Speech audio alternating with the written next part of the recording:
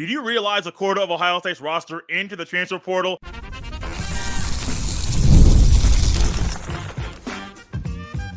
You are Locked On Buckeyes, your daily podcast on the Ohio State Buckeyes. Part of the Locked On Podcast Network, your team every day.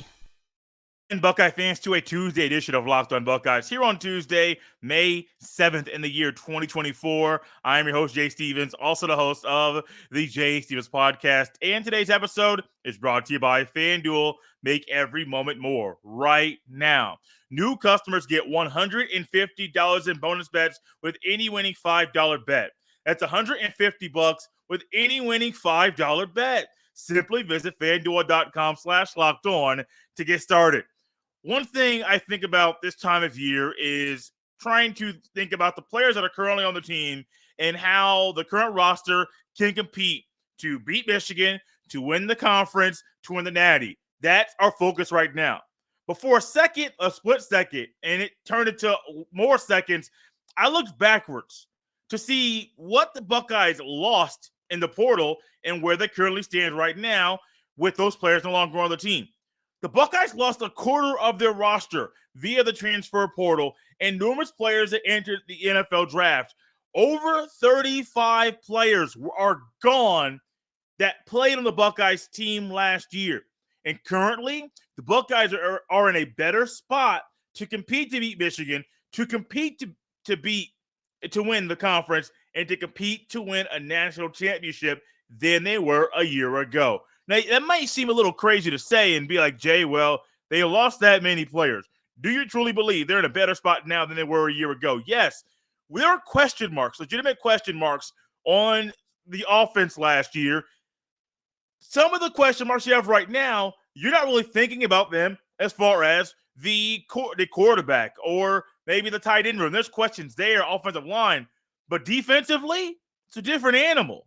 Yeah, you got questions on offense. You got questions on defense. But I still think overall construction of the roster, it's better now than it was, even though the Buckeyes lost a lot of players. McCord is gone. Buckeyes lost 4 running backs. So you might be thinking like, Jay, we're talking about Pryor and Trainum and Hayden. Also lost Will Hartson. I don't know if Hartson would be a guy that would be in the contention to be RB3, like we discussed on yesterday's show. But however, you lose 4 running backs, almost lost 4 receivers, but Bryson Rogers came back to Columbus and left the portal after entering it while being on the Buckeyes roster a year ago. 3 offensive linemen, 2 tight ends, 1 edge defender, 1 defensive tackle, 2 linebackers, 2 corners, 4 safeties, a kicker, and a punter. Now, for most teams in the country, if you go through that, you say, oh, you literally lost you lost 1 guy per position and almost lost multiple guys per positions. You're sitting here thinking, man, there ain't no way they can come back from that. There ain't no way they're able to come back and still be comfortable and believe in what they got. This goes into what Ryan Day has done this offseason. Ryan Day has said, look, just like he said on the late kick with Josh Pate, there are people out there that aren't fit for Ohio State. And it's just one of those things where you meant that he didn't say this, I'm adding to it.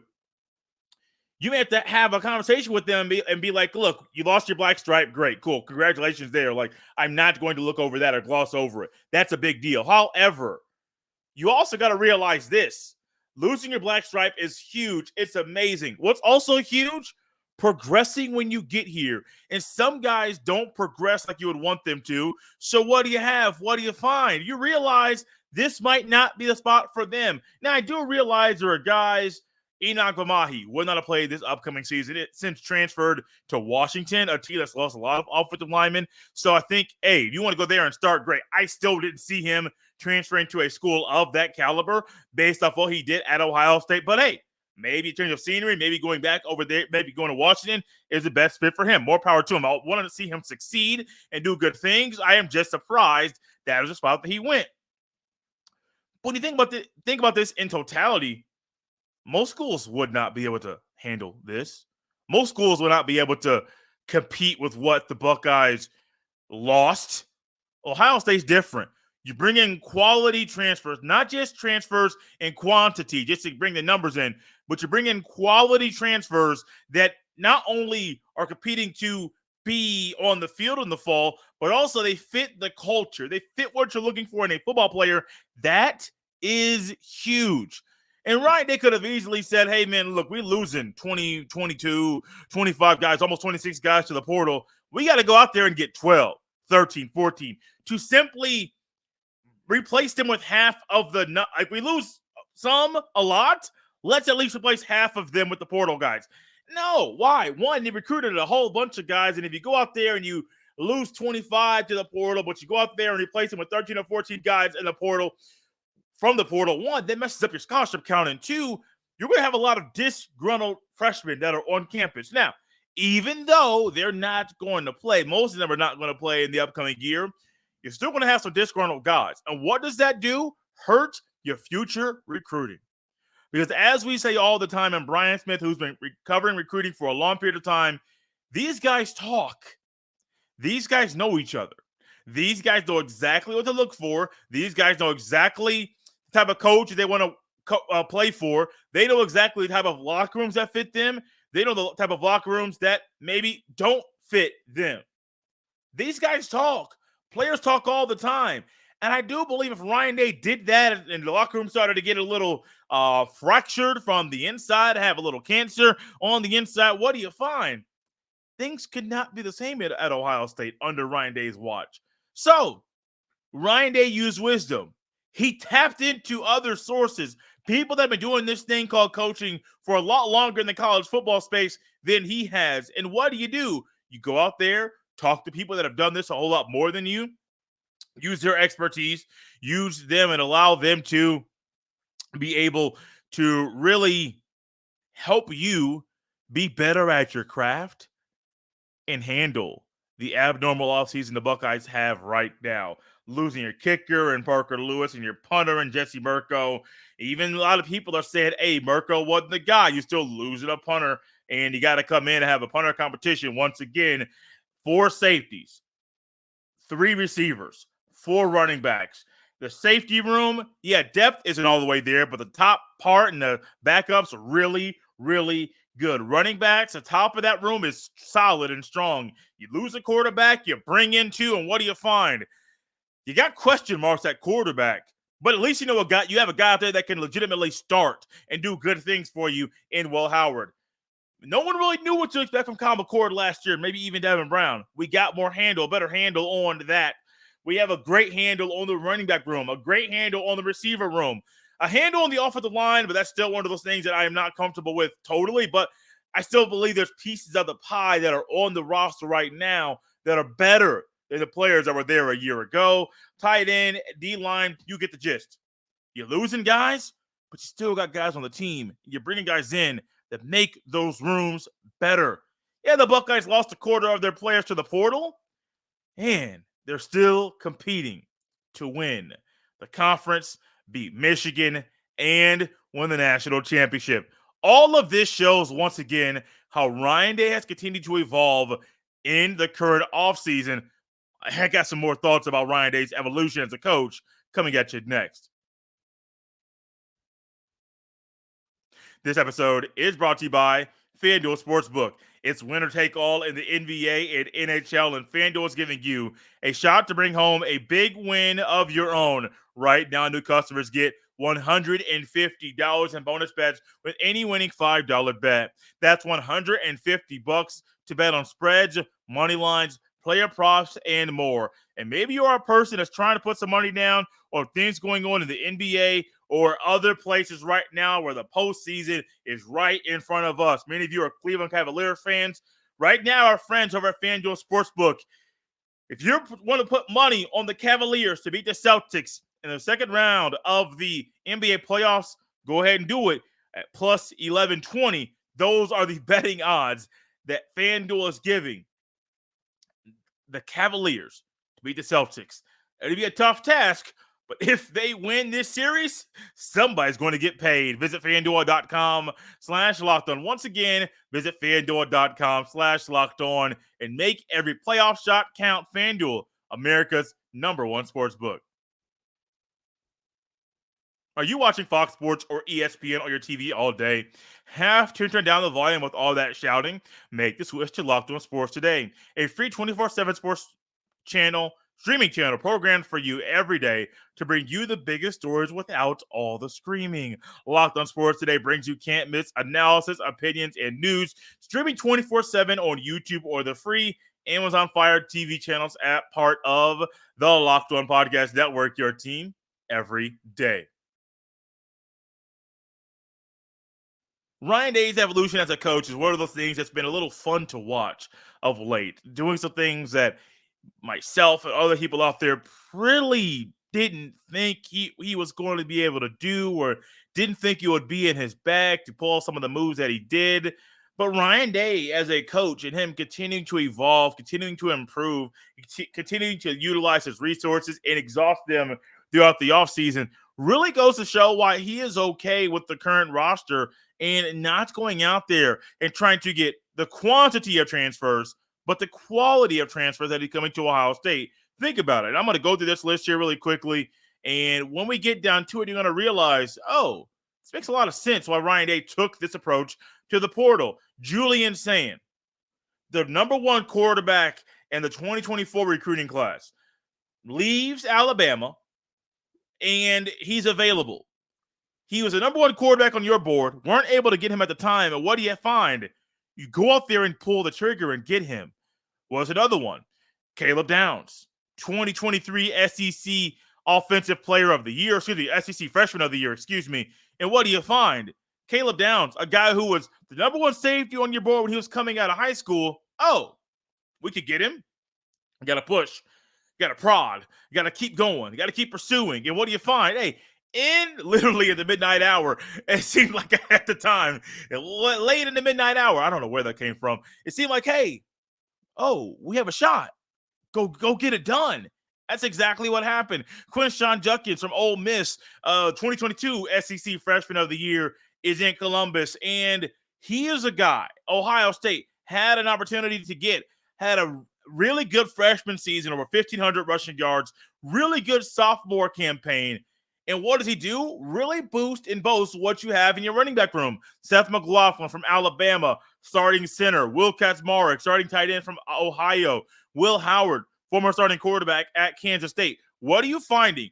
Every single player Ohio State's bringing in but one has played significant ball in college. Even if it's only 1 year, it's significant ball. But also, two, they instantly make you better. Julian Sand, even though he's played no college football in his career, he instantly makes Ohio State better and makes a quarterback room better. Because why?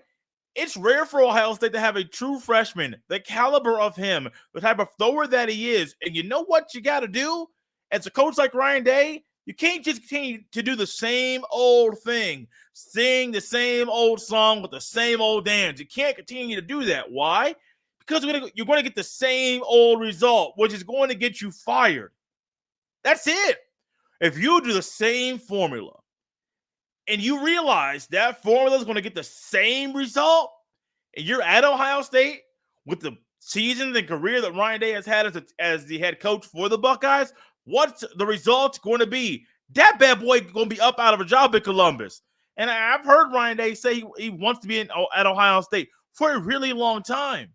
In the age of NIL, in the age of the transfer portal, in the age of craziness and it seems like wild and crazy portal, a wild and crazy NIL, and even crazier high school recruiting, Ryan Day wants to be at Ohio State for a long time. Well, how do you do it? Saying it's one thing, but being able to accomplish that goal is another. Ryan Day has to continue to evolve. And you know what? Next offseason might be different than this current offseason. Because, one, you're going to lose a lot of guys due to graduation and guys going off to the NFL. For example, let me just rattle off some here really quickly. Oh, Will Howard, gone automatically. No matter what he does in the upcoming season, he is gone. Travion Henderson, gone. Quinshon Judkins could be gone. Okay. Josh Simmons, Donovan Jackson, gone. I believe Josh Fryer is gone. Seth McLaughlin, probably gone. I don't know exactly off the top of my head how many years of football he has left or eligibility, but gone.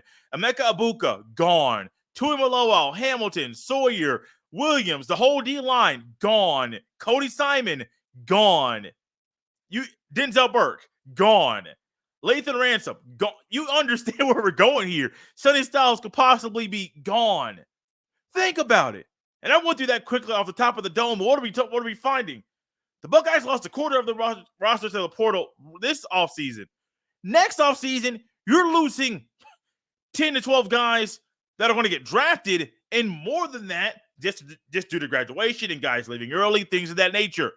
So the evolution of Ryan Day and what he's learned this offseason is going to help him in the upcoming offseason. However, it probably would not be the same move.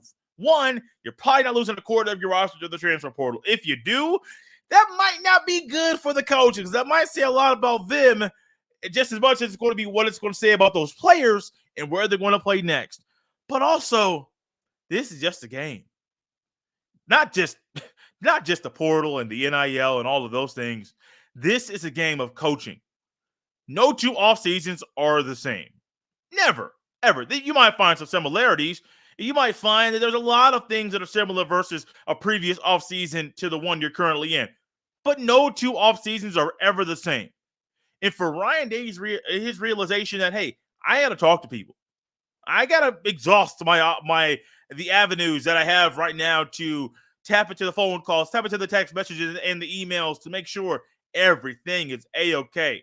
And as Ryan Day does that more and more and more and more, what are we going to find? The constant evolution of Ohio State's football coach. Speaking of Ryan Day in this context. But if he stops evolving, and if he stops doing things he's currently doing, what are we going to find? He might not be the thing we find inside the Buckeyes office for the Buckeyes football coach. It's crazy, man. It's crazy what's going on right now. It's crazy that this is the way that the cookie has crumbled. But I'm also glad and happy that Ryan Day continues to evolve as a coach. And that mindset of Ryan Day continuing to evolve should be in the brains of all the coaches at Ohio State because they need to continue to evolve as well. This episode is brought to you by Monopoly Go. All right, game off. We got a pause here to talk more about Monopoly Go. I know what you're saying. Flag on the play. You already talked about that, but there is just so much good stuff in this game. In Monopoly Go, you can team up with friends for time tournaments where you work together to build up each other's boards. The more you win together, the more awesome prizes you unlock. And there's so much to get. Unique stickers you can trade with friends to complete albums for big prizes, cool new playing pieces to travel the boards with, hilarious emojis for taunting friends when you smash their buildings or heist their vaults. Plus, Monopoly Go feels new and exciting every day with constantly changing tournaments and challenges. A ton include their own unique mini games like digging for treasure or a robot pachinko machine.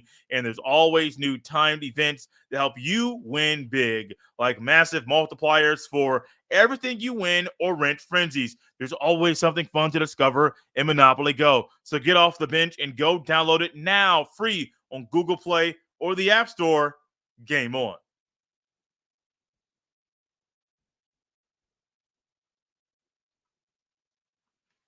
Thank you for making Locked On Buckeyes your first listen or first watch of every single day. One of the toughest things for just us as people and humans to do consistently is evolve. You think, oh, great, we got this period of evolution, or we got this period that we're trying to do something new. We're trying to tap into a new skill set, and all of a sudden, like, bam, we got it. We're here.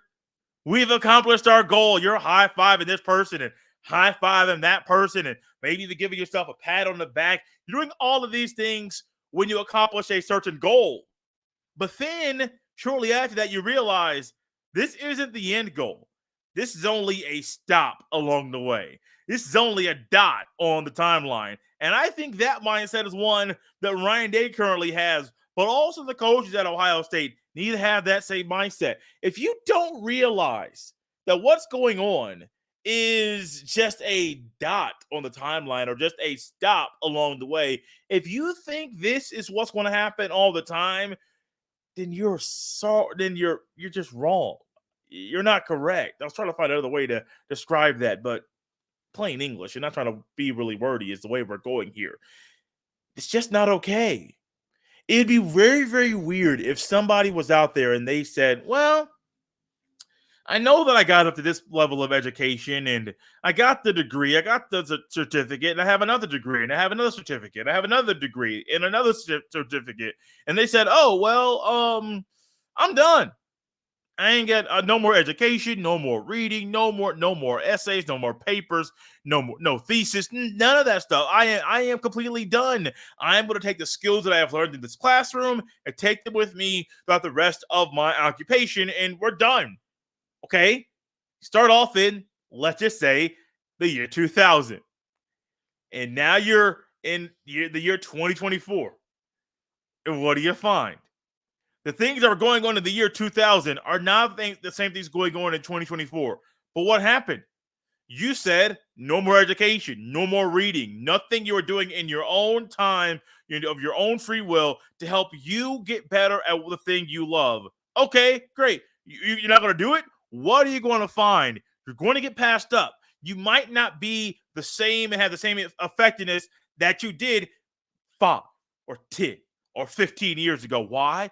Because it's a lot of differences and changes between 2024 and the year 2000. Well, none of these coaches really, some of them are, but a lot of these coaches now weren't coaches in the year 2000. Some of them were playing, or some of them weren't even thinking about being in college at that time. Or if they were thinking about it, some of them weren't at college at that time. So a lot of the people on Ohio State's coaching staff were doing a whole lot of different things. Maybe they were coaching with, maybe it was at the level of Ohio State, or maybe they weren't coaching, they were playing, but it wasn't playing with the thought of coaching. A lot of things have changed between then and now. And if you think in your mind you don't have to evolve at all as a coach, but you're wrong. You don't get passed up.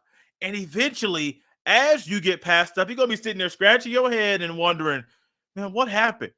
Somebody's going to come alongside of you and say, hey, coach, here's what happened. You know that old tactic you try to use with us day one when we were like, this guy doesn't know what he's talking about? That's what happened. You try to use stuff that wasn't applicable to us as athletes. You try to use different tactics that weren't practical to us. And so all of a sudden, what you're telling us, yeah, it's cool. It's good football stuff. But things have changed. Now, you can teach some of the same concepts and maybe some of the same ways you used to. But you got to realize, you got to do all that in the world of NIL. In the world of legal NIL. I think some of the NILs being used right now was still illegal, but it's being masked as the name, image, and likeness. And I was trying to tell y'all a long time ago, and I'll say it again. NIL is current standing. If you follow the rules, it's okay, cool.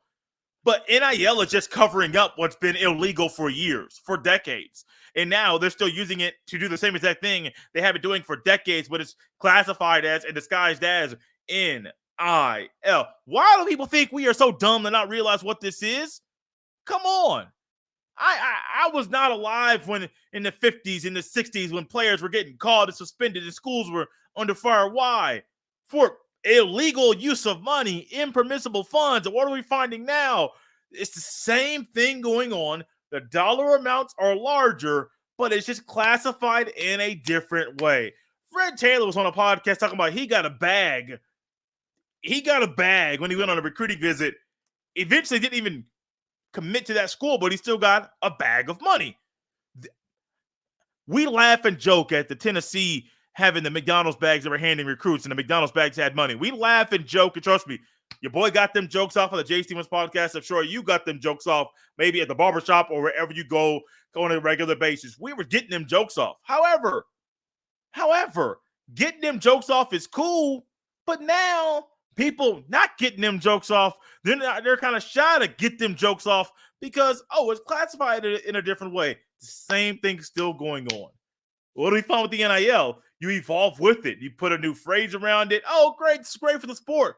But you still do the same old things you had been, but making it look a little bit different. Same goes with coaching. Some of them tactics Jim Knowles taught years ago, they still work now, but you might have to teach it in a different way, which is fine. Not a problem with it. But this offseason, this upcoming season, it's going to be a big test for every single coach. And think about the transfer portal. Carlos Lockwood is not only coming in to a new running back room, he's coming into a room that has it's a very interesting dynamic. He's going to have to handle the two guys that are going to the NFL for sure, with the rest of the guys that are very inexperienced, but you got to get these guys ready to play. The receiver room, you got a guy in Ibuka who's going to get drafted, who's really experienced, and everybody else in that room is not experienced. Not at all. I think the receiver room and the running back room, I think the receiver room is actually in a weirder spot than a running back room at Ohio State, if that's okay to say, because I think it is. But Brian Hartline has to evolve as a coach, and I think he's going to continue to. But also, they got to answer the test every day, sometimes multiple times in a day. There's going to be different tests in front of you as a coach. You got to answer it. You got to pass a test. It's going to be difficult. It's going to be hard with the portal being the way that it is, with Ryan Day constantly evolving, with Day might being a person that's coming into your office, spur them open and saying, oh, remember what I said here? Scratch that. Why? Here's why. And he explains to you a different way that he wants to get things done. But also, you got to handle these players, the personalities, and do all of that while recruiting the elite players in the country. It's a big task. It's a big test. But you're at Ohio State. You got to figure it out. Y'all, love being back here with y'all here on this week. I love being able to discuss the Buckeyes and also the Jay Stevens podcast. After a slight hiatus, got a little busy and put that thing on the back burner, but it is back. Talked about the 18-game NFL regular season versus the safety of the players and why I don't think the NFL truly cares about the safety of the players like they say they do. Pat Bev's embarrassing behavior, talk about that on the show. And then, of course, Pacers and Knicks, that rivalry that I grew up on, it's back in 2024. And I cannot wait to dive into it. One thing I can't wait to dive into is something that Locked On launched, and it's the first ever national sports 24/7 streaming channel on the YouTube, and now it's also available on the Amazon Fire TV in the free Fire TV channels app. Locked On Sports Today, it's here for you 24/7, covering the top sports stories of the day with the local experts of Locked On Plus, our national shows covering every league. Find Locked On Sports Today now available on the free Fire TV channels app. You can follow me on X at jstevens07. Send all of your emails to jstevens317@gmail.com. This has been Locked On Buckeyes here on a Tuesday. We'll see you next time.